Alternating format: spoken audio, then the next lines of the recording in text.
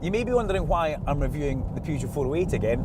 Well, I'm not, because this is the E3008. And although it may look similar, it's something new entirely.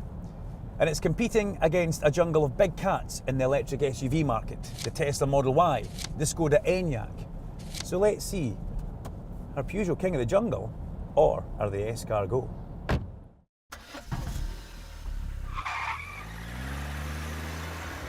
Two things I'm looking for when I'm buying an electric SUV is range and space.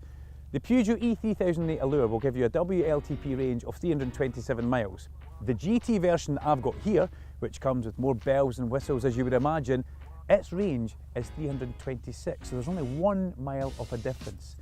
Now in 2025, Arnold Clark will take delivery of a long range variant. That's two words you long to hear when you're buying any electric SUV car. It'll give you an extra 100 miles in your range, taking you up to 435 miles. And on top of that, Peugeot will give you an 8-year warranty in the car, making them the first European manufacturer to give you that in a model. So what about space? As it sits right now, 588 litres of boot space with some underfloor storage as well. Enough room to get a spare wheel in there. If you put the seats flat, you get 1,663 litres of boot space. That's enough room to have 1,663 of those in the car. The GT model also comes with a pretty cool option of swipey swipe boot closing.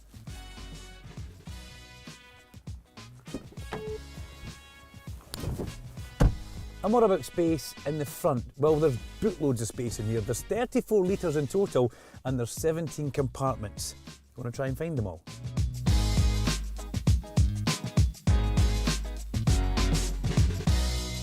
So that definitely ticks the boxes on range and space. Next on our list is to see what it's like to drive.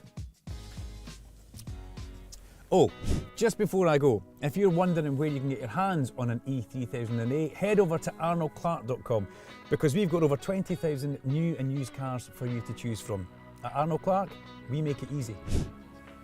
Here's some stats for you. It will do 0 to 62 in 8.7 seconds. It's got 210 horsepower and it's got a 73 kilowatt hour battery.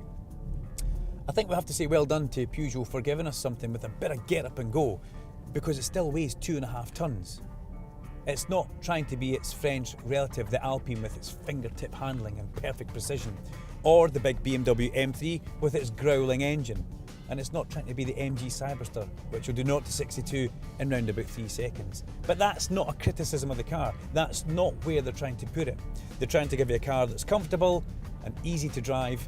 That's exactly what they've done. And relaxed is what you can be driving this EV. Because the new E3008 is the first car within the Stellantis group to be built on the STLA Medium platform, essentially spearheading an entirely new generation of Stellantis vehicles. It claims to deliver the best in-class electric range and energy efficiency. What more could you ask for? The steering wheel is a talking point. It's small, you can't deny that. It is really, really small, but it fits my hands well. I think it would look cooler if it was upside down, but that's something completely different.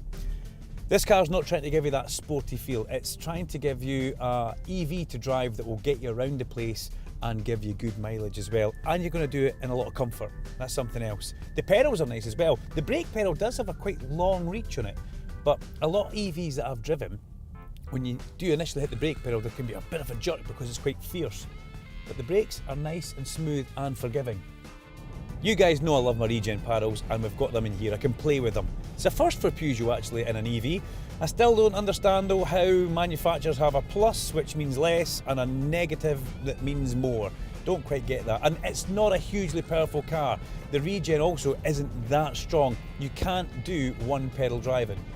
But that's not what this car's about. It's very much something else. It's about luxury, comfort and getting you there. Some of the reviewers have said that the steering feels light.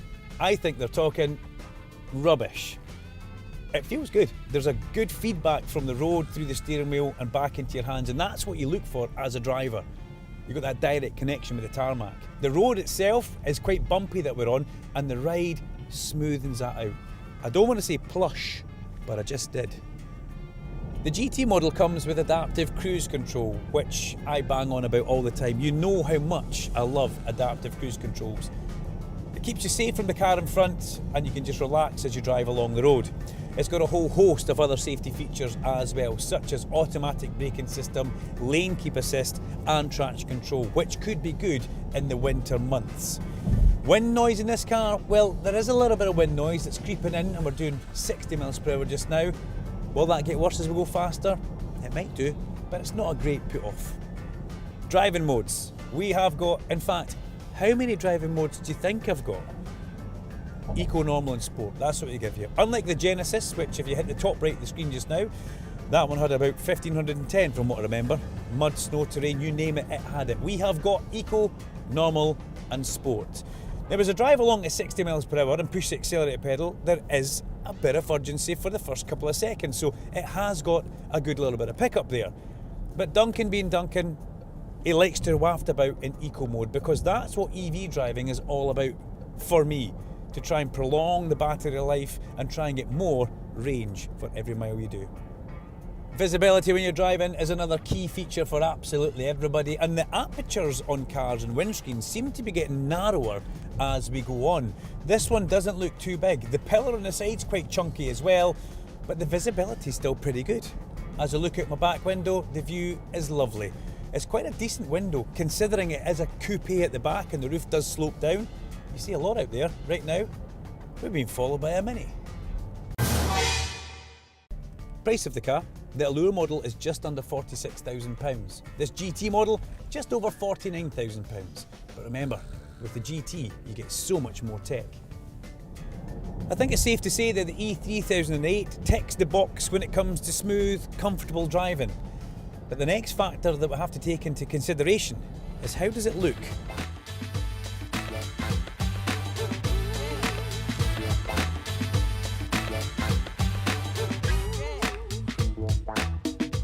The front end of this car reminds me of a lot of cars that I've seen recently in its styling.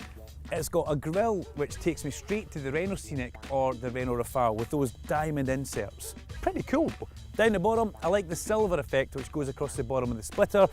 And the lights, well, they're called claw lights, but they look more like war paint to me. Or remember WWF, the Ultimate Warrior? Maybe not. It also looks like a lion to me, but I want to know if it does to you guys.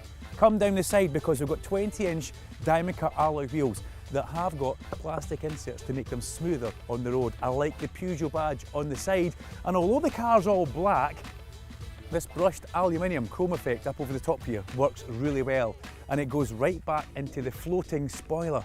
Yes, it floats because there's an air gap at the top there to make it more aerodynamic efficient on the road.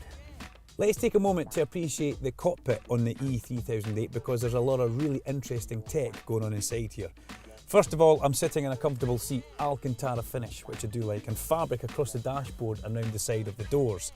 You've got an iCockpit, which is the area that you're sitting in, 21-inch screen in front of you there, and an iToggle down here where your favourite widgets can go in. CarPlay is already in it for me, so I'm happy with that. Climate control's also down there, but then you go back up to the top for climate control and it can be a little bit time consuming to get your perfect settings. You've got a wireless charger mat down there as well, and you get Apple CarPlay and Android Auto in this car wirelessly connected, so no need for cables. Your driving gears are up there on the dashboard, which is a little bit different because you normally have them down here, but I like that, they're heading away. Into the back, legroom, tick. Headroom, tick. Remember I'm 6'2", give or take a few inches, and there's a lot of extra headroom for me here. You've got your air vents, a little bit of storage and 2 USBs down there to charge on, tinted windows, nice Alcantara feel, and that lovely finish on the back of the seats and along the doors that runs from the front of the car. There's also an armrest in here as well with your drinks holders. It's a comfy place to be. There's a good bit of luxury in this car. Well, there you have it, the Peugeot E3008, a fully electric SUV that for me ticks a lot of the boxes in that area. It's going to be really interesting to see where Peugeot go with this new platform. But don't just agree with what I'm saying. Get yourself behind the wheel of one of these at one of the local Arnold Clark dealerships. And give me some comments in the box if you agree with what I've said in this review. I'm Duncan Vincent. This is the Arnold Clark YouTube channel. Make sure you like and subscribe and hit that bell icon so you never miss an upload from us. And until next time, safe driving.